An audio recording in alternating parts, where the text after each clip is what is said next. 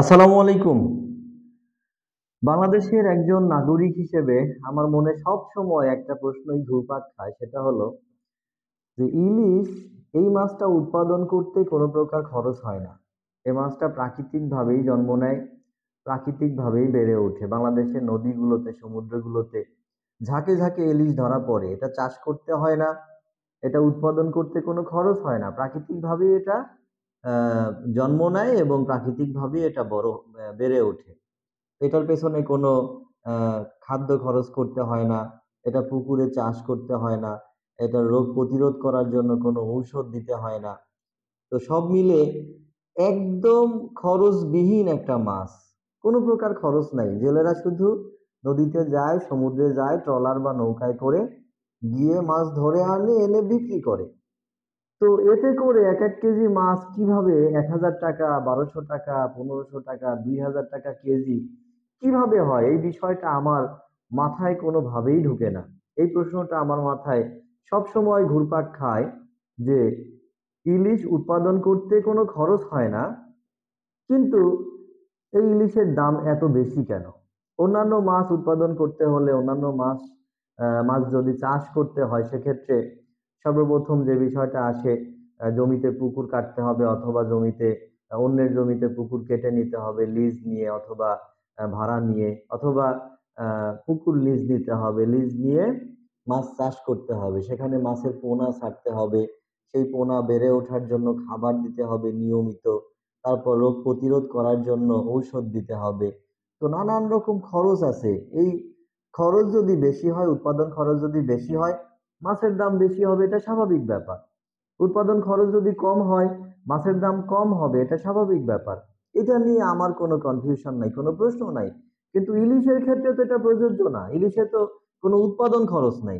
ইলিশে কোনো খাদ্য দিতে হয় না, পুকুর দরকার হয় না, পুকুর কাটতে হয় না, পুকুর লিজ নিতে হয় না, নদীতে সমুদ্রে এমনি এমনি বেড়ে ওঠে, কোনো খাবার দিতে হয় না, ঔষধ দিতে হয় না। জাস্ট জেলেরা গিয়ে সমুদ্র থেকে, নদী থেকে মাছ ধরে আনবে আর বিক্রি করবে। এতে করে ১,০০০ টাকা, ১,২০০ টাকা, ১৫০০ টাকা, ২,০০০ টাকা কেজি, এটা সম্পূর্ণ অযৌক্তিক, হাস্যকর একটা ব্যাপার। এই জিনিসটা আমার মাথায় কোনোভাবেই ঢুকে না। আমার বিশ্বাস বাংলাদেশের প্রতিটা মানুষের মাথার মধ্যে এই বিষয়টা কাজ করে যে আসলে ইলিশ নিয়ে হয়টা কি। ইলিশ যেহেতু খরচ নাই, ইলিশ উৎপাদন করতে যেহেতু খরচ নাই, এটার দাম এত বেশি কেন? তো অনেকেই আবার বলতে পারেন যে হয়তো ইলিশের সরবরাহই কম, সমুদ্র থেকে, নদী থেকে হয়তো পর্যাপ্ত ইলিশ পাওয়া যায় না, যে কারণে আমদানির থেকে, অর্থাৎ সরবরাহের থেকে চাহিদাটা অনেক বেশি হওয়ার কারণে ইলিশের দাম বেশি। এটা অনেকে বলতে পারেন, কিন্তু এটাও অযৌক্তিক। কেন? কারণ সম্প্রতি আহ অন্তর্বর্তীকালীন সরকারের একজন উপদেষ্টা, সম্মানিত উপদেষ্টা, তিনি বলেছেন যে পরিমাণ ইলিশ ভারতে রপ্তানি করার সিদ্ধান্ত হয়েছে, ৩,০০০ মেট্রিক টন ইলিশ, এই ইলিশ চাঁদপুর ঘাটে একদিনেই আমদানি হয়। চাঁদপুর ঘাটে সমুদ্র বা নদী থেকে একদিনে যে মাছ আসে, ইলিশ মাছ, এই মাছের পরিমাণ ভারতে রপ্তানি করা হবে যে পরিমাণের মাছ, তার থেকে অনেক বেশি।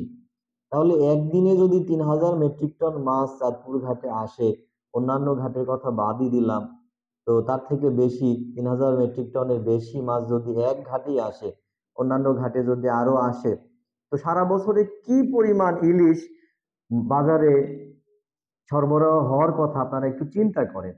ইলিশের ঘাটতি থাকার কোনো প্রশ্নই আসে না।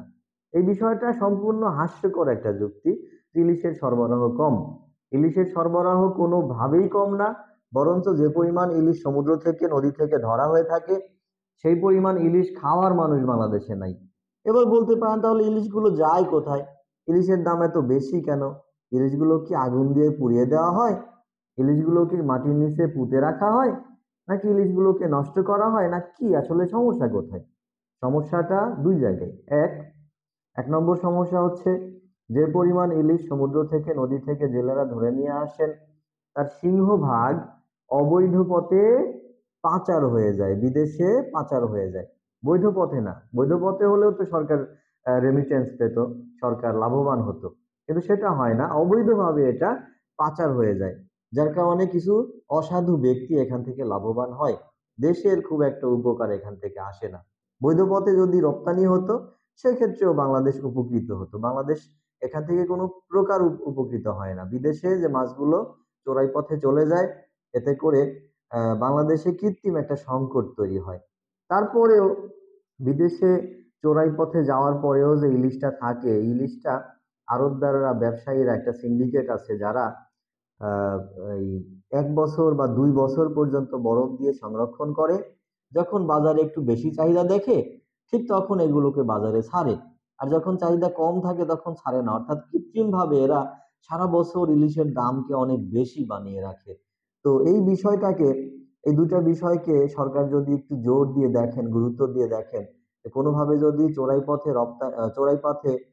পথে পাচার হয়ে যাওয়া রোধ করতে পারে সরকার, পাচার হওয়া বন্ধ করতে পারে সরকার, আর যদি এই যে 1 বছর 2 বছর পর্যন্ত সংরক্ষণ করার বিষয়টাতে যদি একটু হস্তক্ষেপ করে, যদি সিদ্ধান্ত নেয় যে 1 মাসের বেশি বা 2 মাসের বেশি ইলিশ সংরক্ষণ করা যাবে না, আর সেটা যদি শক্তভাবে মনিটর করা হয়, তাহলে আশা করা যায় বাংলাদেশে যে পরিমাণ ইলিশ উৎপাদন হয়, সে পরিমাণ ইলিশ খাওয়ার লোক খুঁজে পাওয়া যাবে না। তখন দেখা যাবে যে বাজারে এত পরিমাণ ইলিশ, মানুষ ইলিশের গন্ধে বিরক্ত হয়ে যাবে, ইলিশ খেতে খেতে মানুষ বিরক্ত হয়ে যাবে। এটা সিলভার কার্পের মতো একদম সহজলভ্য হয়ে যাবে, পাঙ্গাসের মতো সহজলভ্য একটা মাছ হয়ে যাবে। তো সরকারের প্রতি আমার বিশেষ অনুরোধ, আপনারা এই ইলিশ পাচারকারী যে একটা সিন্ডিকেট আছে, এদেরকে ভেঙে দিন, এদেরকে শক্ত হাতে প্রতিহত করুন, এবং যারা অবৈধভাবে ইলিশকে বরফ দিয়ে সংরক্ষণ করে 1 বছর 2 বছর পর্যন্ত সংরক্ষণ করে দেশের বাজারে কৃত্রিম সংকট তৈরি করে রাখছেন, তাদেরকে শক্ত হাতে প্রতিরোধ করুন, প্রতিহত করুন। সেক্ষেত্রে বাংলাদেশের মানুষ উপকৃত হবে। আমি সহ গোটা দেশবাসী আপনাদেরকে আপনাদের জন্য দোয়া করবে, আপনাদের প্রতি তাদের ভালোবাসা প্রকাশ করবে। তো সবাই ভালো থাকবেন। ধন্যবাদ।